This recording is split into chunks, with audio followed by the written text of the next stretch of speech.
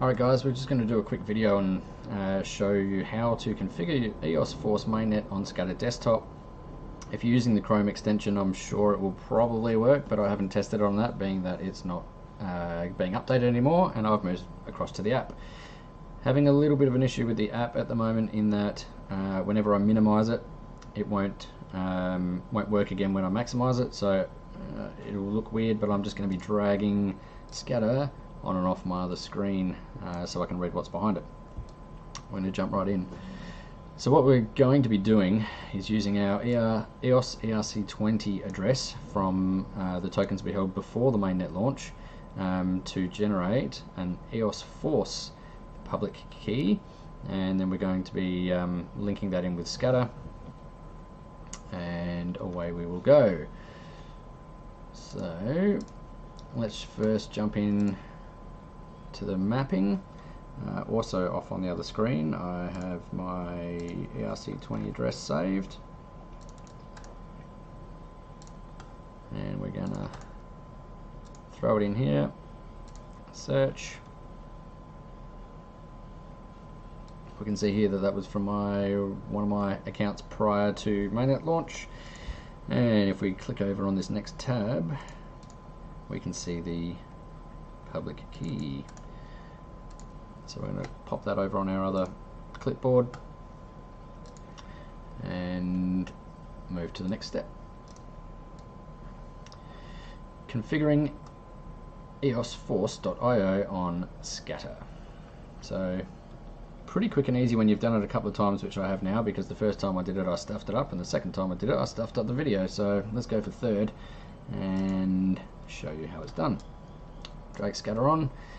First of all, we need to go into settings, down to networks, pop in our password again, extra security. We're going to add a network. Make sure that that's blank here. The first time I did it, for some reason that didn't go blank, and when I rewrote things I rewrote over the top of the EOS mainnet, which is not the end of the world, but I just had to reset things again. So we're going to call this one EOSForce, and what else does it want on there? Let's have a look. Okay, it wants us to write w1.eosforce.cn, w1.eosforce.cn, and I think that was 442, 443. And then we need to put the chain ID in, so I'm going to move this across. I'm going to pick up their chain ID and pop it right over here, and you can see this little tick is flashing. It looks like it wants us to press it. Let's do it, and we're saved. The network is saved and we're good. If we go back in and have a look, the number of my vaults have a number of linked accounts in each one of these has now doubled, so it's picking up the EOS and the EOSForce accounts, which is good. It shows us that it's already got the EOS public and private keypair in there, and that's going to work with the EOSForce network as well. We're not going to minimize it because that's going to have our SCADA issue popping up again. So we've configured. Now this step here, import your EOS keypair, this is for when you don't already have your Genesis keys in the SCADA app. I already have mine in there.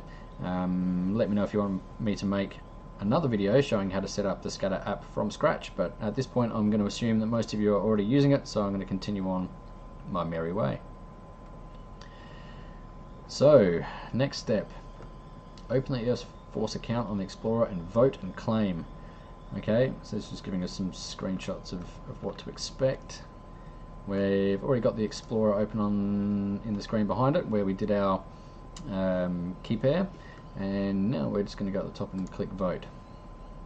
It links to SCADA straight away, asking us to log in, and I'm going to log in. Let's vote for the old man. Why not? We haven't voted for him yet. It'd be boring to watch me re-vote, so let's vote for someone who hasn't voted. As you can see here, here's his balance of EOSC, so that's the EOS token on the EOSForce network. And we could transfer him to me, but no, we're going to vote for him. I honestly don't know anything about any of these block producers on the EOSForce network, being that I don't speak Chinese, I don't read Chinese. Some of the information is pretty hard to come by, so we are thinking of running a node on this network, and if we do that, be sure I will do some more research and find out who else is around, who the good BPs are, and maybe do some videos about that. But for now, we're just going to do the old vote for the top one. I wouldn't recommend doing that normally, but I honestly don't know anything about any of these block producers, and this is really just a test video. So what are we going to do? We're going to vote for all the available. Awake, my vote. How do I change that? I think we put the number in there, so 2076 will do. Submit that, and that's voting all of our EOS from that account. What's it got over here? So human readable is just saying here that the owner is voting for EOS Awake with all of its stake, and the action type is vote. So we're going to do that. Ooh, we need resources. Yes, thank you very much. We'll do that. And it's done. It's that easy. The vote has been made. I've got to do some more digging around and find out what exactly the deal is with the claim function here, but my understanding is that there's a reward, a staking reward for your votes. So unlike the EOS network, where on the mainnet you obviously benefit the network by voting, you help secure the network, give good variety to block producers, all that sort of thing, but you don't get a direct return back on voting. And my understanding with EOSForce is you do get a direct return back from voting, so thank me later, Dad. But that is literally it. We have linked we've loaded a new network on Scatter, we've already had our private keys in there, we've gone over to EOSForce, we've generated our snapshot, and we've gone and voted. How good is that? I hope you liked the video. Short, sharp and sweet. I didn't stuff it up this time, so third time's the charm. Awesome. If you'd like to see any more videos, let me know what types of tutorials you would like, and I'll have a crack for you. Enjoy.